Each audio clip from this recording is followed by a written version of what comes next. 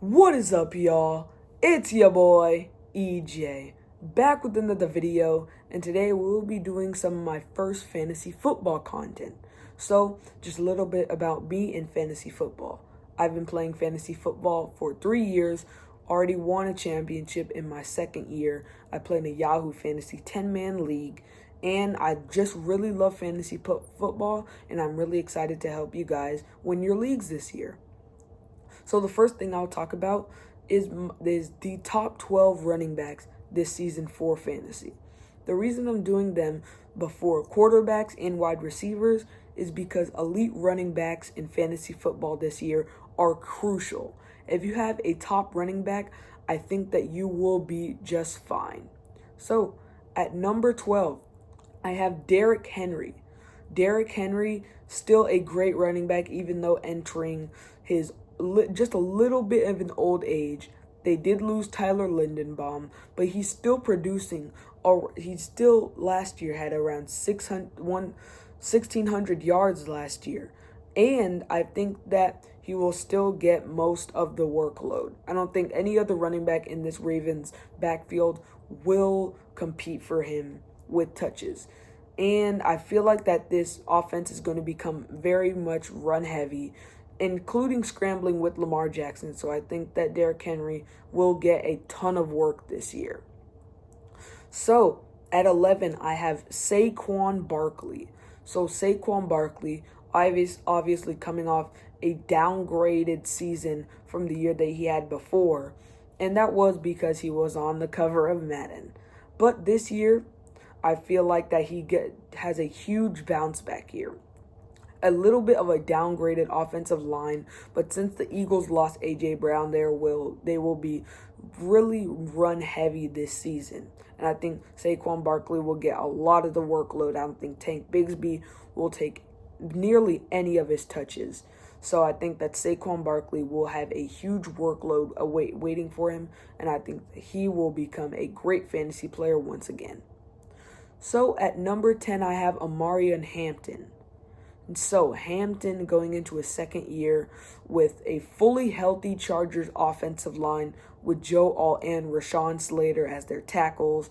And I just feel like that Mike McDaniel as their new OC will make Omarion Hampton an amazing running back this season. Mike McDaniel turned Devon Achane into an amazing running back, and I think that he can do the same for Omarion Hampton. So I think Hampton will start producing a lot better numbers this season. So at number 9, I have Ashton Jeanty. So Jeanty had a kind of disappointing rookie season, but with this new upgraded Raiders offensive line with the additions of Tyler Lindenbaum, I think that he will have a much better season. I think he will improve a lot. The quarterback position, pairing up with Fernando Mendoza, I still think that this team will be really run heavy because their only good targets is Brock Bowers. The wide receivers are a little bit sketchy, so I think Ashton Jeanty is in for a huge year this year. At number 8, I have Chase Brown. So Chase Brown, he is super efficient when Joe Burrow is healthy, producing nearly 85 rushing yards and nearly a touchdown when Joe Burrow is healthy. And I think this is the year that Joe Burrow stays healthy the entire year. This Bengals offense is going to be really, really good this year, like I said before, with Joe Burrow being healthy. And I think that just gives Chase Brown a much better chance to produce crazy fantasy numbers. So that is why I have him in the top 10. So at number 7, I have Kenneth Walker III. So Kenneth Walker, now on the Chiefs, just fills in that hole that they needed. And I feel like this Chiefs offensive line is really decent. So I think Kenneth Walker, coming off the Super Bowl MVP, is going to get a huge workload. I'm talking about 15 to maybe 20 carries a night. And I think with those carries, Kenneth Walker can produce mostly more than 90 yards and most likely a touchdown each game. So I think if you can pick him up in the second or third round, that is a steal. So at 6, I have Devon Achane. People are saying that he won't be as good this year because of Mike McDaniel leaving. And I agree, but I don't think that will affect his game too much. I think De'Von Achane, even though he has a scramble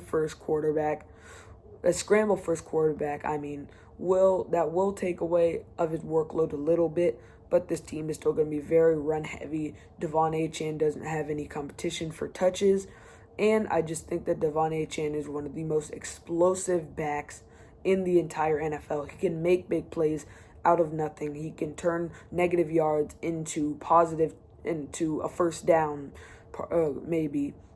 So I think that's why De'Von Achane is the 6th overall. So at 5, I have James Cook. So James Cook in this Bills offense. This Bills offense, I think, is top 10 in the entire league. They signed DJ Moore, so that's going to give Josh Allen even more of a reason to throw. But I feel like James Cook is his second option as a receiver. James Cook is one of those running backs that is a wide receiver and a running back combined. He gets so many targets, so many carries, and turns those into yards and touchdowns. And last year he had one of his best seasons yet, so I think if you can grab him in the second round, I would do it. So at number 4, I have Jonathan Taylor.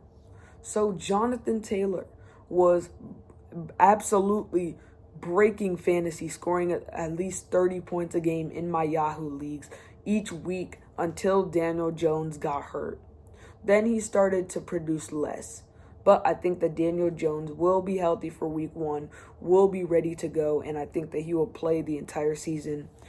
I think that them losing Michael Pittman will give him even more of a reason to also throw the ball to Jonathan Taylor even more.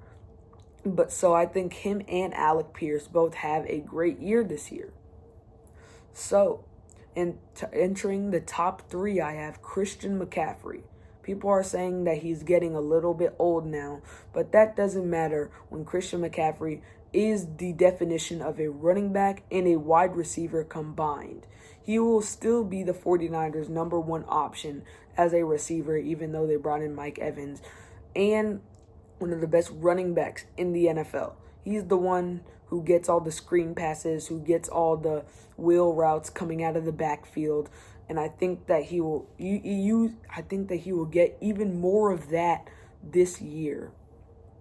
So at number 2 and number 1, which is Bijan Robinson at 2 and Jahmyr Gibbs at 1.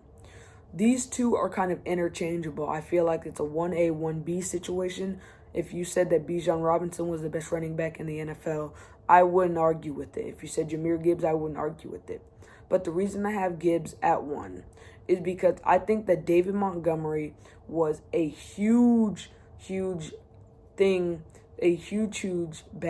for Jahmyr Gibbs in fantasy. He was taking all of his goal line touches, but now with Montgomery gone, but they did bring in Pacheco. I don't think that he'll take most of his goal line touches.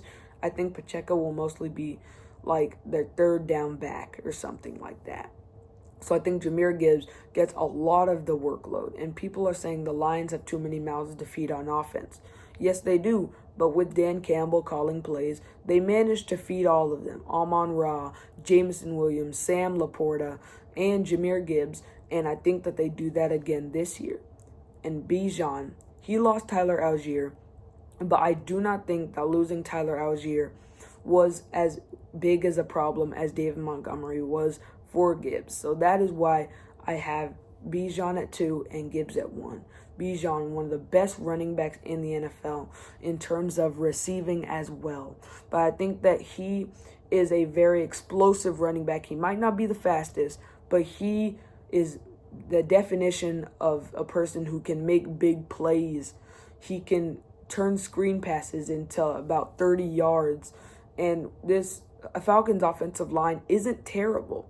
So I think that Bijan Robinson will have a great year as he did last year. So that is all I have for you today. I will catch you in the next one. EJ out.